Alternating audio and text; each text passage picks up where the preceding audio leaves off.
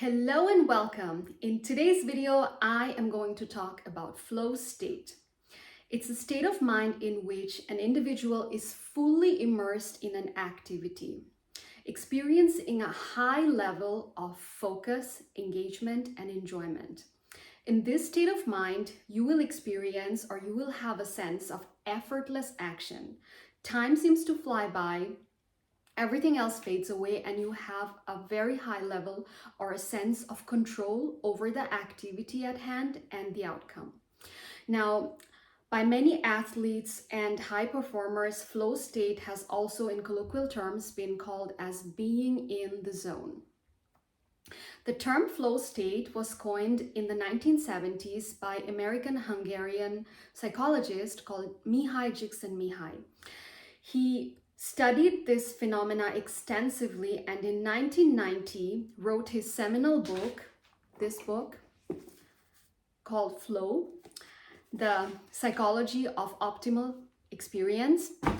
And in 1990, after publishing this book, there have been many researchers and psychologists who have studied this phenomena, and today we have a deeper understanding of the neurobiology and the psychology of flow state. Now, if you are experiencing difficulty in staying focused on one task and your mind keeps constantly drifting away and you can't seem to quite finish the task that you start, then you might want to take a look at mastering flow state because it's an absolute game changer.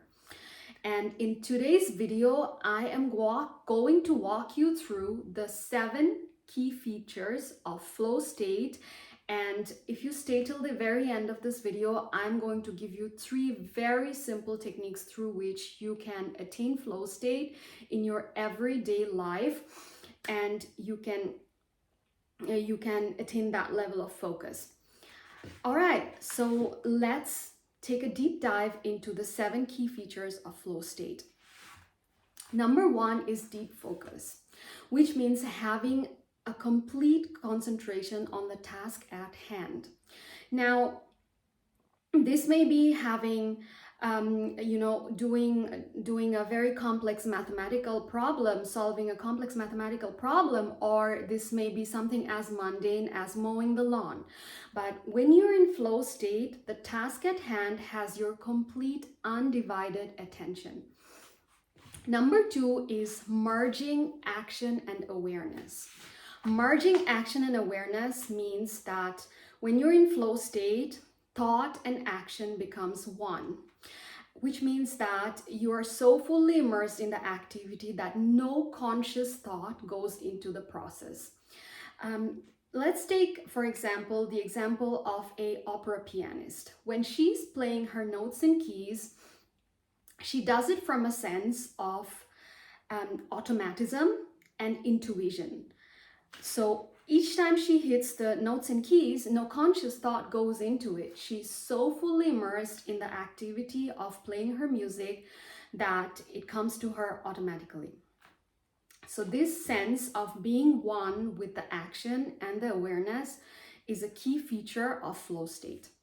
So number 3 is loss of self-consciousness. Loss of self-consciousness basically means that when you're in flow state, you lose a sense of your awareness of your sense of self, and your external environment gets reduced. Let's take again the example of the opera pianist.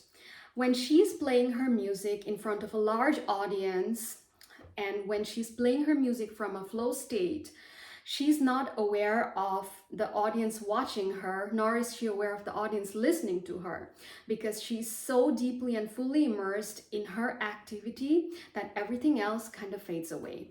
And she's also not worried about how others may be thinking, what others might be thinking about her, how she may be looking.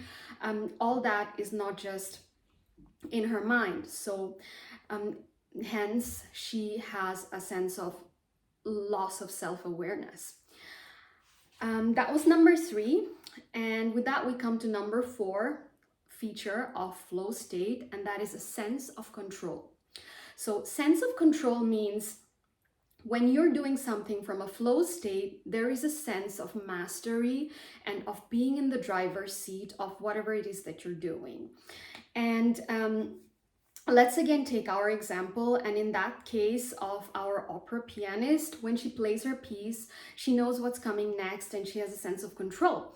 And if you're a beginner starting at something, some skill that you want to gain flow state at, you may be wondering at this point, or you may be asking yourself, I don't have that level of experience. I don't have that many hours of practice like your opera pianist does.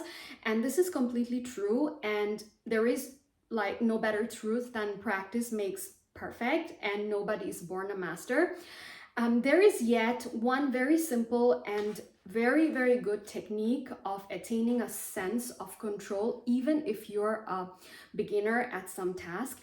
And towards the end of the video, when I will give the 3 tips on how to attain flow state in your everyday life, I will mention that one key technique.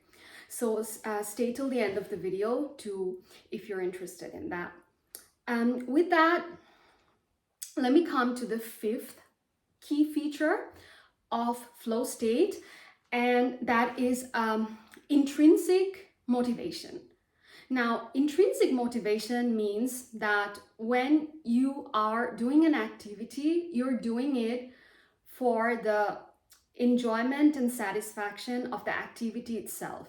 So an activity becomes so inherently enjoyable that you do it for its own sake. So the work or the activity is not a means to an end, but it in and of itself become very enjoyable.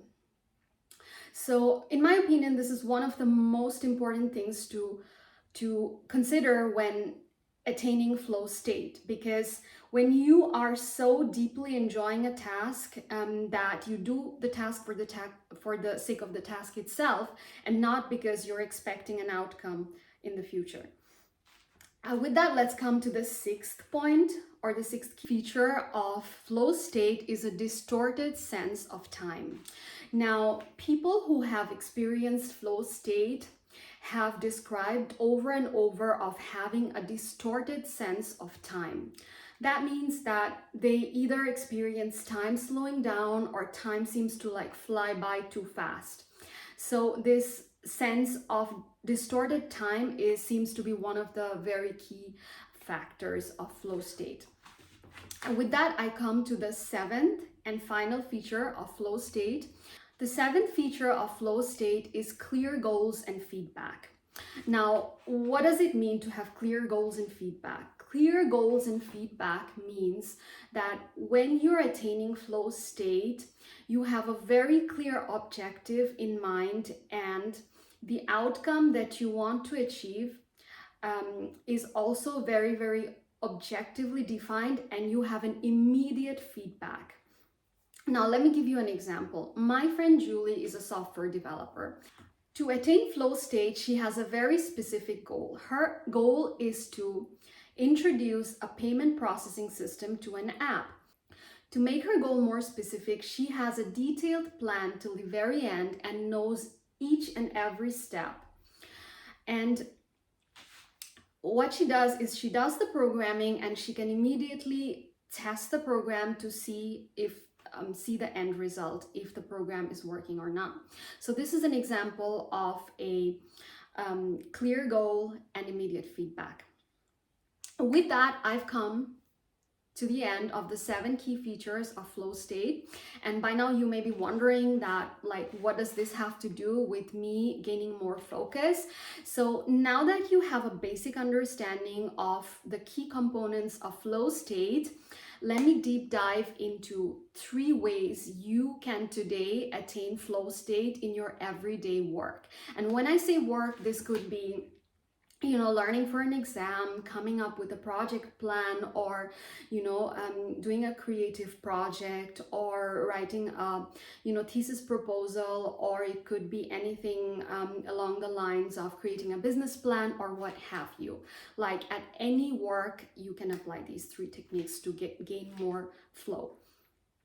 So let's deep dive into it. Number one is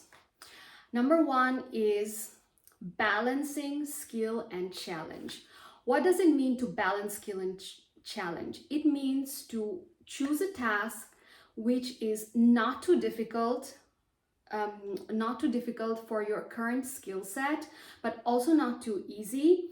Because if you choose a task which is more advanced than your current skill set, you risk getting disappointed, or you risk getting discouraged and eventually anxious, and you even risk failing, which is not good for your getting the work done, or you getting a sense of progress or attainment.